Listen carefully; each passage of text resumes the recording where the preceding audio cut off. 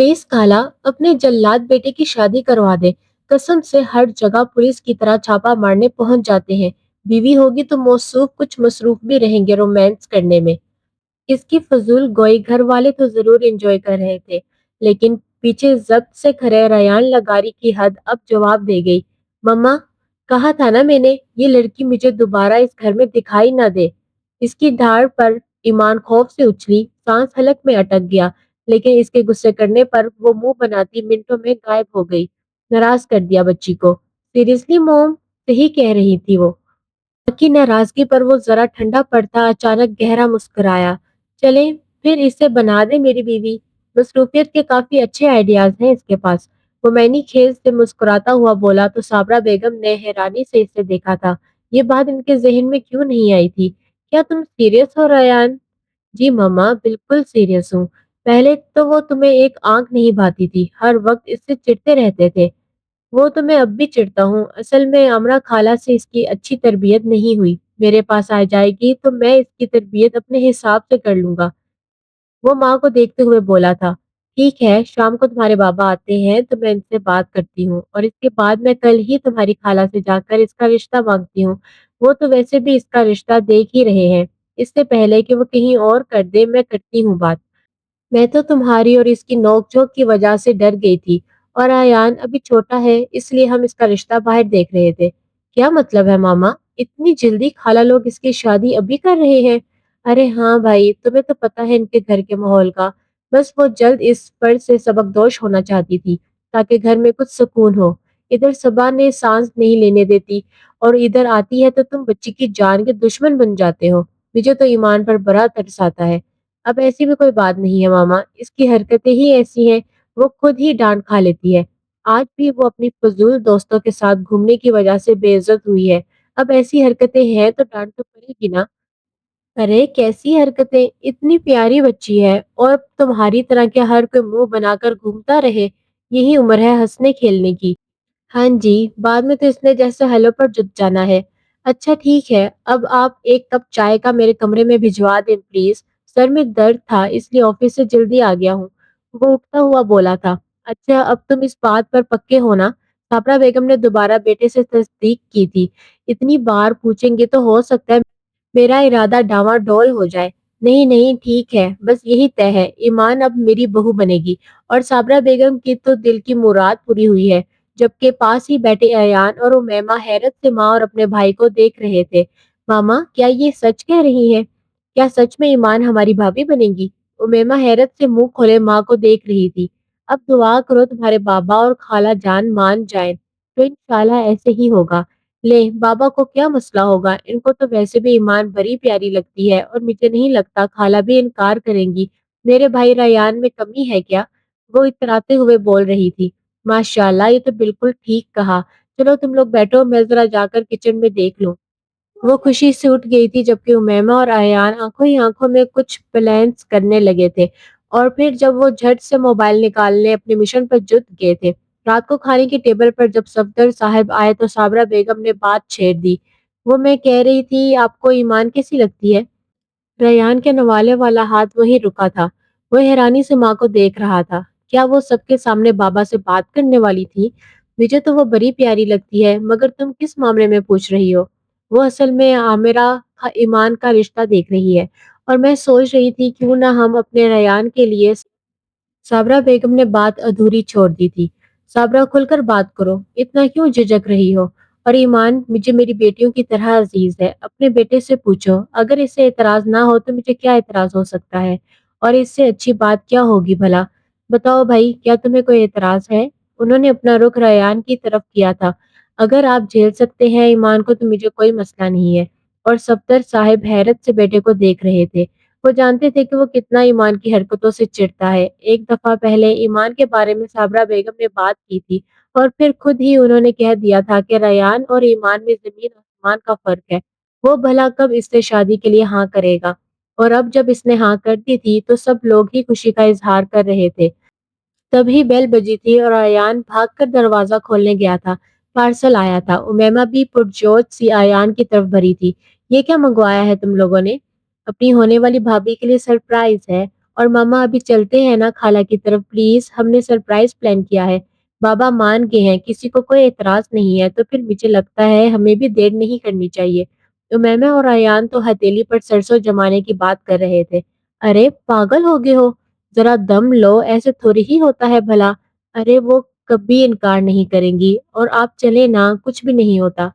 میں خالہ کو میسج کر چکا ہوں کہ ہم آپ کی طرف آج شام کی چائے پینے آئیں گے، اور ان کو یہ بھی کہہ دیا ہے کہ مما نے کہا ہے کہ آپ کو بتا دوں اب ہم جا رہے ہیں بس۔ ارے یہ بچے ہیں یا کیا ہیں؟ ہم بڑوں کی اجازت کے بنا ہی تم لوگ اتنا طے کر چکے ہو، اور یہ کیا منگوایا ہے؟ یہ میں نے اپنی ہونے والی بھابھی کے لیے کچھ سامان منگوایا ہے۔ یہ ایک کیک ہے بات پکی والا، اس کے بعد یہ سرخ رنگ کا دوپٹہ ہے، اور یہ 7 پھولوں والے گجرے، اور ماما رنگ آپ اپنی نکال لیں، آپ کے پاس ہوگی کوئی خاندانی انگوٹھی؟ وہ ماں کی طرف منہ کرتی بولی تھی۔ لے جی صابرہ بیگم، آپ کے بچوں نے سارا پلان کر لیا ہے، اب چلو، اب ہمارا رکنا بنتا نہیں ہے۔ اچھا ٹھیک ہے، ہم لوگ چلتے ہیں، مگر ایسے نہیں جیسے تم لوگ جا رہے ہو۔ پہلے میں، تمہارے بابا اور ایان جائیں گے، اس کے بعد وہاں بات چیت جب طے ہو جائے گی تو ایان آ کر تمہیں بتائے گا، پھر تم یہ سارا سامان لے کر آنا، ایسے نہیں ہم جا سکتے، برا لگتا ہے۔ اچھا ٹھیک ہے، اب جائیں تو صحیح۔ اور صفدر صاحب، صابرہ بیگم اور ایان تینوں ہی عامرہ بیگم کے گھر چلے گئے تھے۔ صبا نے تو ان کو دیکھتے ہی نحوست سے منہ پھیر لیا تھا، جبکہ افنان اپنے کمرے میں تھا۔ صفدر حسین نے افنان کو ایان کے ہاتھ پیغام بھیجا تھا اور باہر بلایا تھا۔ ارے میاں، کبھی ہمارے پاس بھی 2 گھڑی بیٹھ جایا کرو، اور آج ہم بہت ضروری بات کرنے آئے ہیں۔ اس وقت تمہاری یہاں موجودگی بہت ضروری ہے۔ جی خالو جان، بتائیں۔ افنان آ کر صوفے پر بیٹھا تھا۔ ارے ایمان بیٹی، آپ نے جو چائے بنائی ہے بہت مزیدار تھی، مگر میرا آج بالکل بھی دل نہیں بھرا، میں چاہتا ہوں آپ بالکل ویسی ہی ایک کپ چائے بنا کر مجھے پھر سے پلائیں۔ ایمان جھٹ سے کچن میں چلی گئی تھی چائے بنانے کے لیے، اور اس کی بھابھی صبا کو کچھ کھٹکا سا ہوا تھا تو وہ بھی آ کے ان کے درمیان بیٹھ گئی تھی۔ اصل میں آج ہم لوگ ایک خاص مقصد کے لیے آئے ہیں۔ آمرہ، میں چاہتا ہوں کہ تم ایمان کو ہماری بیٹی بنا دو۔ صفدر صاحب آمرہ بیگم کی طرف منہ کرتے ہوئے بولے تھے، اور وہ تو حیرت سے ان کو دیکھ رہی تھی۔ ان کی تو دلی خواہش تھی کہ ایمان اپنی خالہ کی بہو بنتی، مگر کبھی صابرہ بیگم نے ایسی کوئی بات کی ہی نہیں تھی۔ کیا ہوا آمرہ، کیا تمہیں برا لگا؟ ارے نہیں نہیں بھائی جان، مجھے برا نہیں لگا، وہ مجھے کیا اعتراض ہو سکتا ہے؟ آپ کی بیٹی ہے، آپ بڑے ہیں، جیسے چاہیں فیصلہ کریں۔ آمرہ بیگم نے اپنے بیٹے افنان کی طرف دیکھا تھا جو سر جھکائے بیٹھا تھا۔ ارے ایسے کیسے آپ اتنا بڑا فیصلہ کر سکتی ہیں؟ اس کا بڑا بھائی بیٹھا ہے، آپ اس سے تو پوچھیں۔ صبا درمیان میں بولی تھی، اور افنان نے بیوی کو گھورا تھا۔ بدتمیزی کیوں کر رہی ہو صبا؟ امی جان، آپ جو بھی فیصلہ کریں گی اچھا ہی کریں گی یقیناً۔ شکر تھا اس نے کچھ عقل سے کام لیا تھا۔ تو بس پھر ٹھیک ہے، آج سے ایمان ہماری بیٹی ہوئی، صابرہ بیگم خوشی سے بولی تھی۔ جی بالکل، آمرہ بیگم مسکراتے ہوئے بولی تھی۔ چلو جاؤ ایان، امیمہ کو بلا لاؤ۔ اور ایان تو جیسے اس بات کا منتظر تھا، وہ فوراً سے اٹھ کر گیا، اور تھوڑی دیر بعد وہ دونوں بہن بھائی آ بھی گئے تھے۔ ان کے ہاتھ میں جو سامان تھا انہوں نے منگوایا تھا وہ پکڑا ہوا تھا۔ امیمہ نے جلدی سے وہ سامان نکال کر ٹیبل پر سجایا۔ خالہ، ایمان کہاں ہے؟ وہ تو بیٹا چائے بنا رہی ہے، ابھی آتی ہوگی، اور وہ بھاگ کر کچن میں گئی تھی۔ ارے ہماری بنو رانی چائے بنا رہی ہے، چھوڑو چھوڑو، اب یہ کام تمہیں کرنے کی بالکل کوئی ضرورت نہیں ہے۔ اس نے اس کے ہاتھ سے چائے والی دیچ کی پکڑی تھی۔ ارے کیا کر رہی ہو؟ میں خالو کے لیے چائے ڈال رہی تھی، اور امیمہ نے پکڑ کر وہ چائے خود کپ میں ڈال لی۔ پیچھے سے آتے ایان کو وہ کپ پکڑا دیا تھا۔ چلو یہ لو ایان، جا کر بابا کو چائے دے آؤ، چلو تم میرے ساتھ آؤ۔ اور وہ ایمان کا ہاتھ پکڑے اسے کچن سے باہر لے آئی تھی، اور اسے صوفے پر بٹھا کر ٹیبل پر رکھی باسکٹ میں سے اس نے سرخ دوپٹہ نکالا تھا اور اس کے اوپر اوڑھا دیا تھا۔ آفیشیلی گجرے بھائی کو پہنانے چاہیے تھے، مگر چلیں، بھائی نہیں ہے تو میں پہنا دیتی ہوں۔ وہ ایمان کے کان میں خسر پسر کرتی اس کے ہاتھوں میں گجرے پہنانے لگی تھی۔ چلے ماما، یہ انگوٹھی آپ پہنائے۔ اس نے وہ انگوٹھی نکال کر دی جو اس کی ماما نے آنے سے پہلے اسے دی تھی، اور ایمان حیرت سے یہ ساری کاروائی دیکھ رہی تھی۔ یہ کیا ہو رہا ہے؟ وہ ماما کی طرف دیکھتے ہوئے حیرانی سے بولی تھی۔ اس کی ایک طرف اس کی ممانی بیٹھی تھی اور دوسری طرف صابرہ بیگم، اور آمرہ بیگم نے بیٹی کے ہاتھ دبا کر اسے خاموش رہنے کا اشارہ کیا تھا، اور تب تک صابرہ بیگم نے اسے انگوٹھی پہنا دی تھی۔ اس کے بعد سب نے مٹھائی کھلائی اور ایک دوسرے کو مبارکباد دینے لگے۔ सभी खुश थे सिवाय सबा के। वो नहुसत से मुंह बनाती कमरे में चली गई थी, जबकि उमैमा ईमान का हाथ पकड़े इसे इसके कमरे में ले आई थी। ये सब क्या है? ये किसकी अंगूठी पहना दी है तुम लोगों ने मेरे हाथ में? और ये क्या हो रहा था? अरे भाई, आप इतनी भोली मत बनो। अब मैं तुम्हारी नंद बन गई हूँ। नंद? क्या मतलब है? अरे पागल हो गई हो? अयान छोटा है मुझसे। पागल हो? अयान थोड़ी ना, हम तो रेयान भाई के लिए तुम्हारा रिश्ता लेने आए हैं। क्या? ये नहीं हो सकता। तुम्हें पता है रेयान भाई ने खुद कहा है कि तुमसे शादी करना चाहता हूँ। और ईमान का एक रंग आ रहा था और एक जा रहा था। और इतनी परेशान क्यों हो गई हो? मुझे पता है तुम्हारे मन में तो लड्डू फूट रहे होंगे। अब ऊपर ऊपर से बन रही हो। मर जाओ, कहीं दफा हो जाओ। बता नहीं सकती थी तुम क्या मुझे? और तुम पागल हो, इस जल्लाद के साथ मेरी शादी करवा रहे हो? वो तो मुझे कच्चा चबा जाएगा। वो मुझे एक लम्हे अपने घर में बर्दाश्त नहीं करते और अपनी ज़िंदगी में कैसे बर्दाश्त करेंगे? और ये जो तुम लोग सबसे बड़ा झूठ बोला है ना, उन्होंने खुद कहा है ये किसी और से मत कह देना। वो मुँह बनाती बैठी थी। सच कह रही हूँ ईमान, कसम से मैंने एक लफ्ज़ भी झूठ नहीं बोला। तो फिर ज़रूर उन्होंने मुझसे बदला लेने के लिए कहा होगा। ओह! क्या इस पूरी दुनिया में ईमान फातिमा के लिए एक वो जल्लाद ही बचा था? वो रूहानसी होती हुई बोली थी। लड़की, अब तुम कुफराने नेमत कर रही हो मेरे भाई के रिश्ते पर मुंह बनाकर। लाखों में एक है मेरा भाई और लाखों कुड़ियां मरती हैं इस पर, मगर इसका दिल तुम पर आ गया है, शुक्र अदा करो। वो इतराते हुए बोली थी, जबकि उमैमा की कमर में ईमान ने एक जोरदार मुक्का मारा था। वो सी करके रह गई थी। बाहर सब लोग खुशगपियों में मसरूफ थे। काफी देर तक वो लोग बैठे रहे थे और फिर वो सब अपने घर चले गए थे। साबरा बेगम और आमरा बेगम दोनों ही बहनें थीं। आमरा बेगम की शादी सियालकोट में हुई थी, मगर अल्लाह की कुदरत के इनके शौहर का काफी साल पहले इंतकाल हो गया था। ईमान इस वक्त सिर्फ 7 साल की थी और अफनान 12 साल का था। वो एक कंपनी में जॉब करते थे और इनकी मौत के साथ ही इनकी जॉब भी खत्म हो गई थी। फातिमा के बाबा की चंद एकड़ जमीन थी, इस पर भी इनके भाइयों का कब्जा था।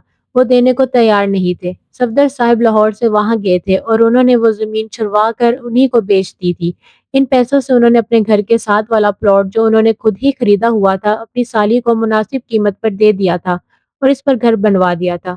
बचे हुए पैसों से एक और घर बनाकर उन्होंने किराए पर चढ़ा दिया था और इसी किराए से ही इनका रोजगार चलने लग गया था। इसके अलावा आमरा बेगम एक बुटीक के लिए घर में कपड़े सिलाई करके देती थी। सफदर हुसैन साहब तो उनके घर की सारी जिम्मेदारी उठाने को तैयार थे, मगर वो एक खुददार औरत थी। वो किसी का एहसान लेना नहीं चाहती थी। पहले ही वो इनकी बहुत मशहूर थी। सफदर हुसैन साहब ने आमरा को अपनी बड़ी बहन समझा था और उन्होंने हर खुशी गमी में इनका भरपूर साथ दिया था। अफनान को उन्होंने पढ़ाया लिखाया था। अब वो एक मल्टीनेशनल कंपनी में जॉब कर रहा था और अफनान ने अपनी कोलीग सबा से शादी कर ली थी। शादी के बाद सबा ने नौकरी छोड़ दी थी और अफनान को इसने अपनी मुट्ठी में कर लिया था। अब सबा को घर में ना आमरा बेगम अच्छी लगती थी और ना ही ईमान। अफनान कानों का कच्चा था और बीवी की आंखों से सुनता और कानों से देखता था। ईमान अभी सिर्फ बीएससी कंप्लीट कर चुकी थी। वो अपना मास्टर कंप्लीट करना चाहती थी, मगर इसकी मामा ने इसकी शादी का शोशा छोड़ दिया था। आमरा बेगम ने सारी जिंदगी सिलाई करके अपने बच्चों को पाला था और अब उन्होंने वो काम भी छोड़ दिया था, क्योंकि एक तो इनकी नजर कमजोर हो गई थी और ऊपर से इनके मोरों का दर्द का मसला निकल आया था और अब वो बीपी की मरीजा भी बन चुकी थी। इतनी सारी बीमारियों के बाद साबरा बेगम ने सख्ती से मना किया था कि वो अब ये काम नहीं करेंगी। वैसे भी अफनान अच्छा खासा कमाता था, मगर सबा अफनान को 1 रुपया भी माँ बेटी पर खर्च करने नहीं देती थी। खींच तान कर वो बस राशन ही डलवाता था, बाकी की जरूरियात आमना बेगम खुद ही पूरी करती थी। उन्होंने एक दूर रिश्ते वालियों से ईमान का रिश्ता देखने की बात की हुई थी, मगर ईमान को भी इस बात की खबर नहीं थी। वो अपने पेपर देकर अभी फारिग ही घूम रही थी। वो तो आगे यूनिवर्सिटी में दाखिला लेने के ख्वाब देख रही थी, जब इसकी खाला ने अपने सबसे खड़ूस बेटे का नाम की अंगूठी इसे पहना दी गई। उमैमा लोग जब चले गए तो ईमान अपने कमरे से बाहर निकली थी। मम्मा, ये सब क्या है? ईमान, मैं इस वक्त तुम्हारे किसी सवाल का जवाब नहीं दे सकती। पहली बात तो ये कि आज मैं बहुत खुश हूँ। मेरा मूड खराब मत करना, और ऊपर से मुझे बहुत नींद आ रही है, मुझे चक्कर भी आ रहे हैं, तो मैं जाकर सोना चाहती हूँ। वो जाकर सो गई थी और वो माँ का मुंह देखती रह गई थी। थोड़ी देर बाद ईमान को भाई और भाभी के कमरे से ऊंची आवाजें आने लगी। आपकी अम्मा ने को मैंने कितना कहा था कि ईमान का रिश्ता मेरे भाई के साथ कर दे, मगर नहीं। वह रयान में कौन से सरखाब के पर लगे हुए हैं जो मेरे भाई में नहीं थे। میرا بھائی لاکھوں میں ایک ہے، پسند کرتا ہے ایمان کو۔ کتنی دفعہ میں نے آپ سے بات کی ہے، مگر مجال ہے جو آپ نے میری ایک بھی سنی ہو؟ وہ اچھا خاصا چلا رہی تھی۔ چپ کر جاؤ صبا، ایمان کی زندگی کا فیصلہ ماما کریں گی، تم یا میں نہیں، اور مجھے تمہاری آواز نہ آئے اب۔ افنان نے بیوی کو جھڑک دیا تھا اور ایمان نے جھرجھری سے لی تھی۔ صبا بھائی کے بارے میں سوچ لی، وہ بھلا ریان لغاری کے ساتھ مقابلہ کیسے کر سکتا تھا؟ ریان بھائی تو لاکھوں میں ایک تھے، اور پھر سوچتے ہوئے خود ہی شرم سے دانتوں میں انگلی دبا گئی تھی۔ ریان لغاری کی پرسنالٹی تو تھی، اس سے تو وہ انکار نہیں کر سکتی تھی، مگر وہ خروس بھی اتنا ہی تھا۔ وہ دوبارہ پھر سے اس کی جھڑکیں یاد کرتے ہوئے منہ بناتی اپنے کمرے میں چلی گئی تھی۔ افنان صبح آفس جاتے ہوئے بیوی کو ساتھ ہی لے گیا تھا، کیونکہ صبح کا صبح سے موڈ خراب تھا اور وہ آج اپنی ماں کی طرف جانے کی ضد کر رہی تھی۔ امرا بیگم کا بی پی بڑھ گیا تھا۔ حد ہے ماما، خوشی میں بھی آپ کا بی پی بڑھ جاتا ہے اور غمی میں بھی۔ مجھے تو آپ کی سمجھ نہیں آتی۔ اس نے امیمہ کو میسج کیا تھا کہ ایان کو بھیجے، وہ آ کر امی کا بی پی چیک کرے، مگر جب وہ ابھی تک نہیں آیا تھا۔ آمنہ بیگم نے ناشتے کے بعد میڈیسن لی تھی تو وہ خود ہی بہتر محسوس کرنے لگی تھی، اور وہ باہر لاؤنج میں آ کر بیٹھ گئی تھی۔ ماما، آپ نے میرے ساتھ اچھا نہیں کیا۔ آپ نے یہ بھی نہیں سوچا میں تو پڑھنا چاہتی تھی۔ ادھر آؤ، میرے پاس بیٹھو بیٹا۔ وہ جب اپنی ماما کے سر پر کھڑے ہو کر پھر سے اپنا دکھڑا رونے لگی تو امرا بیگم نے اس کا ہاتھ پکڑ کے پاس بٹھا لیا تھا۔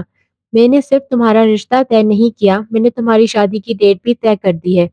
اور وہ حیرانی سے اپنی ماں کو دیکھ رہی تھی۔ کیا؟ کیا آپ میری سگی ماں ہے؟ آپ نے مجھے کہیں کسی کرے سے تو نہیں اٹھایا؟ ماما، آپ کیوں نہیں سمجھ رہی؟ پلیز صرف 2 سال رک جائے، میرا ماسٹر کمپلیٹ ہو جانے دے۔ ماسٹر کمپلیٹ کر کے کیا کرو گی؟ پھر بھی تو شادی ہی کرنی ہے نا؟ اگر میں مر گئی تو کیا کرو گی؟ یہ بھائی اور بھابھی تمہاری بوٹیاں نوچ جائیں گے، اور تمہاری بھابھی اپنے اس آوارہ لوفر بھائی کے ساتھ بیاہ دے گی۔ ریان اس سے ہزارہا بہتر ہے۔ مما، اللہ آپ کو لمبی زندگی دے، ایسا کچھ بھی نہیں ہوگا۔ پلیز ماما، آپ خالہ سے کہیں نا کہ ابھی ہم نے شادی نہیں کرنی۔ دیکھو، میں ہی تمہاری شادی جلدی کرنا چاہتی ہوں، وہ تو شاید ابھی کچھ عرصہ رک جاتی، مگر ماما کیوں؟ آپ کو میری خوشیوں کی ذرا پرواہ نہیں ہے؟ دیکھو ایمان، جن لڑکیوں کے سر پر باپ نہیں ہوتے نا، ان کی شادی جلدی ہی ماؤں کو کرنی پڑتی ہے۔ میری زندگی کا کیا بھروسہ ہے، آج ہوں کل نہیں ہوں۔ تمہیں خواب دیکھنے سے پہلے سوچنا چاہیے کہ تمہارے سر پر باپ نہیں بیٹھا۔ بلا وجہ تنگ کرتی رہتی ہو تم مجھے۔ انہوں نے اچھا خاصا ڈانٹ دیا تھا۔ ہاں، میں نے کب اتنے بڑے خواب دیکھے ہیں؟ میں نے آج تک آپ کو کبھی تنگ نہیں کیا، کبھی چھوٹی سی چھوٹی چیز کے لیے بھی آپ کو میں نے تنگ نہیں کیا۔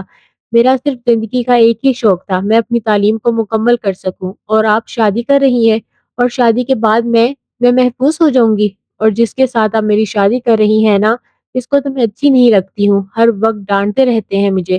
مجھے پکا یقین ہے انہوں نے میرا قتل ہی کر دینا ہے۔